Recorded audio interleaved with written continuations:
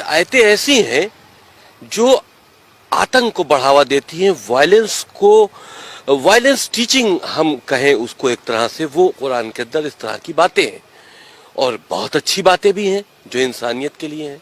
तो अल्लाह के मैसेज दो तरह के नहीं हो सकते।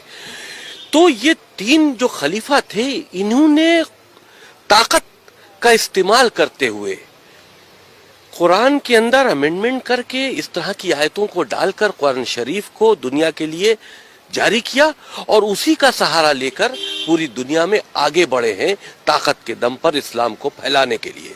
कोई भी धर्म मोहब्बत से फैलाया जा सकता है, ताकत के दम पर नहीं फैलाया जा सकता।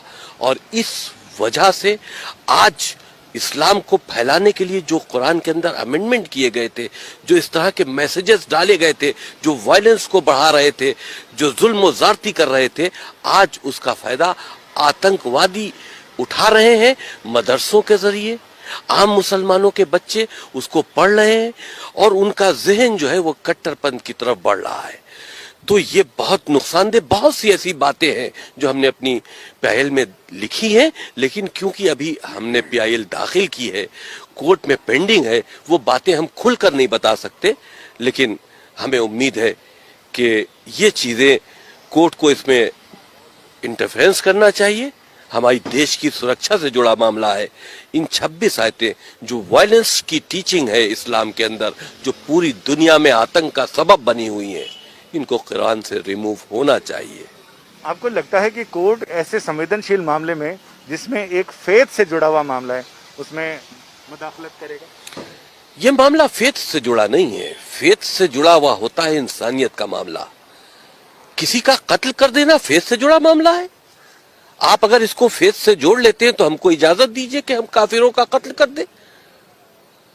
तो ये फेथ से जुड़ा नहीं है, ये वायलेंस टीचिंग है। ये एक तरह से आतंकी गतिविधियों में मुसलमान बच्चों को लिप्त करने की बात है और उसका सहारा कुरान मजीद से लिया जा रहा है। बहुत सी अच्छी बातें हैं कुरान मजीद में। हम तो कहते हैं कुरान मजीद को हम बैन करने की बात नहीं करते। उसके अंदर जो वायरस खलीफाओं ने डाला है इस्लाम को आगे बढ़ाने के लिए ताकत के दम पर, उसको रिमूव करो, क्योंकि आज उसका गलत फायदा उठाया जा रहा है और मुसलमान बच्चों को आतंकवाद की तरफ लिया जाया जा रहा है। तो आपको लगता है कि जो किसी जमाने में इस्लाम की ताकत के बल पर इस्लाम को फैलाने की बात की जा रही थी, आज वही इस्लाम को कमजोर कर रहा है? जो बुनियादी शिक्षाएं हैं इस्लाम की इंसानियत के भले के लिए, जाहिर सी बात है, जिस वक्त ये कुरान के अंदर अमेंडमेंट करके इस तरह के अल्लाह के नाम से मैसेजेस डाले गए जो हमने चैलेंज किए हैं, उस वक्त तो उनका मकसद यही होगा कि हम इसको अपनी ताकत से जोड़े। अल्लाह के मैसेज के नाम पर जिहाद क्या है? ये उस वक्त जिहाद था कि इस्लाम को फैलाना था। आज वो जिहाद का गलत इस्तेमाल हो रहा है, आतंकवादी जिहाद का इस्तेमाल कर रहे हैं। तो उस वक्त तो इस्लाम का दायरा बढ़ाने के लिए ये काम किया गया था, लेकिन आज इस्लाम उसी से